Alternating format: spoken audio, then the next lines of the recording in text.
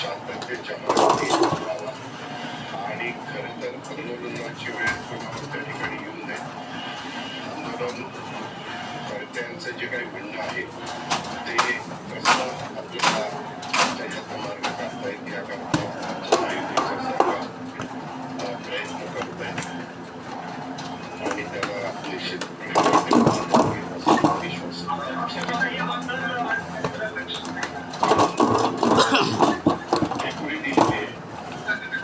न्यायालयाने ज्याला तुम्हाला न्यायाधिकारी सांगितलं तुला सांगितलं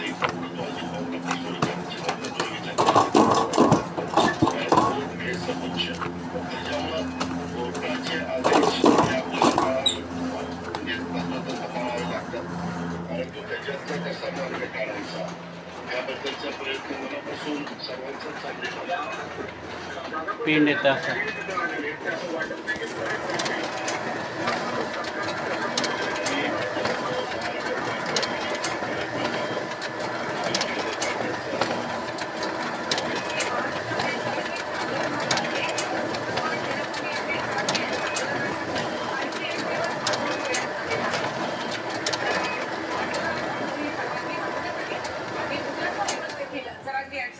उपोषण असणार आहे.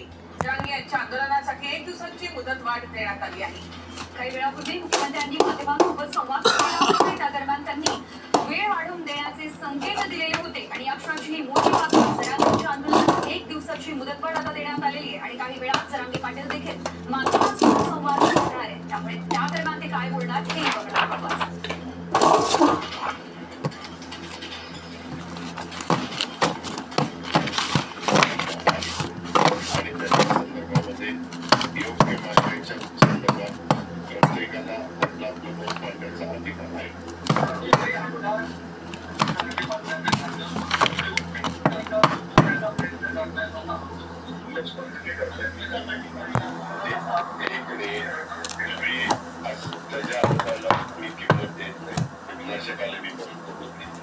ते आताच नाही त्यांनी मागे पण काय काय आरोप केलेले आहेत.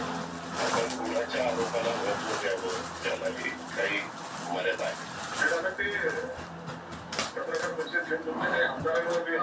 मी तुम्हाला सांगितलं त्यामध्ये मी आपल्याला सांगितलं की कुणाच्याही वक्तव्याला उत्तर द्यायला भाग नाही आणि त्या व्यक्तीच्या तर अजिबात नाही. आता ओबीसीतून आरक्षण द्यावं अशी त्यांची मागणी आहे. परंतु सांगितलं आपल्याला त्या संदर्भामध्ये आपण काळजी करू नका. त्याच्यातून नेहमीच काही ना काही मार्ग काढण्याचा प्रयत्न त्यावेळेसचे जे काही सरकार होती त्यांनी त्या लब्धीमध्ये केला. महाराष्ट्रातली पण नेहमीच जे काही सरकारमध्ये असतील त्यांनी त्याच्यातून आजपर्यंत मार्ग काढलेला आहे. शेवटी कायद्याच्या नियमाच्या चौकटीमध्ये घुसून मार्ग त्या ठिकाणी काढता येतो. तो मार्ग काढण्याच्या करता आमचे सरकारच्या वतीने आमचे कमिटीचे प्रमुख दादा पाटील साहेब आणि त्यांची टीम त्यांच्याशी चर्चा करते. ते सांगितलं दादा विखे पाटील सरकार